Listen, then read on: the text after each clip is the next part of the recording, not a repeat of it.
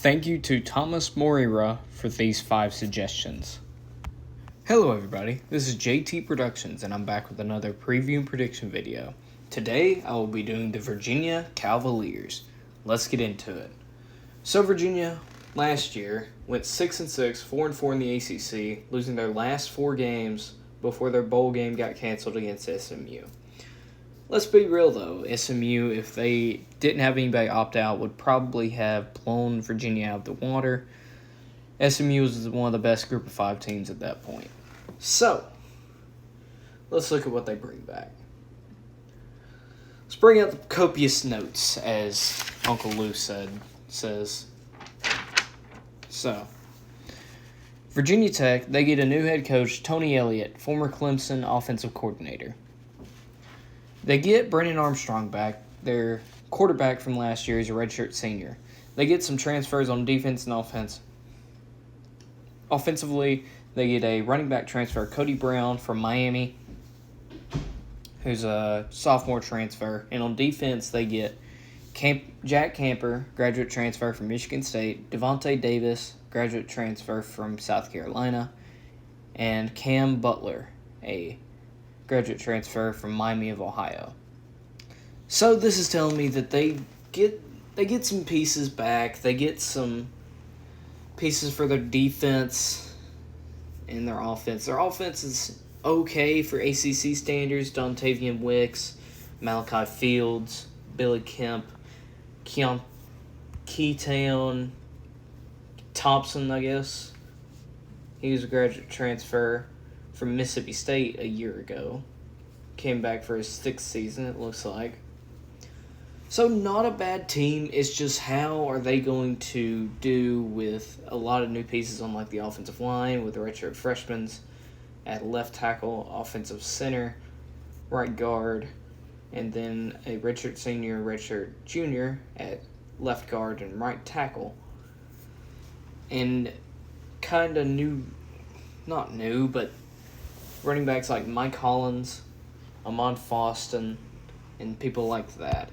It's gonna be kind of difficult for Virginia to kind of get out of a slump if they get into one early.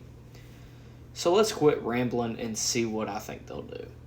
Week 1 they play Richmond. This will be a good game to kind of get the quarterback and the coach and the offensive coordinator in tune.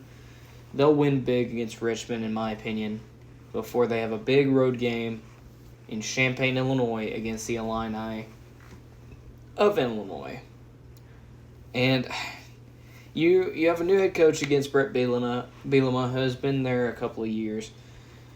And Illinois, they have about the same talent as Virginia at this point. And I think just because of home field advantage, I'm going to give it to Illinois. And I think you start out 1-1 before going back home to play Old Dominion. Old Dominion's going to be a sneaky team. It would not surprise me if they came into your house after a loss like that and beat you. But I'm going to give you the win. I'm going to give you the win against Old Dominion to start out 2-1 before going on the road to Syracuse. Syracuse is going to be a sneaky team in the ACC this year. They're going to win some games that you wouldn't think they would. And I think this is going to be one of them. I think you start out 2-2 before going on the road to Duke. I think you beat Duke. Duke's going to be one of the worst teams in the country, let alone the ACC. So you start out 3-2, dropping your first 2 road games and getting your first 2 home games and then winning finally on the road. But winning on the road comes at a price because you're going to lose at home to Louisville. Louisville's just going to have too much firepower. I don't think your defense is going to be able to hold up against the Cardinal.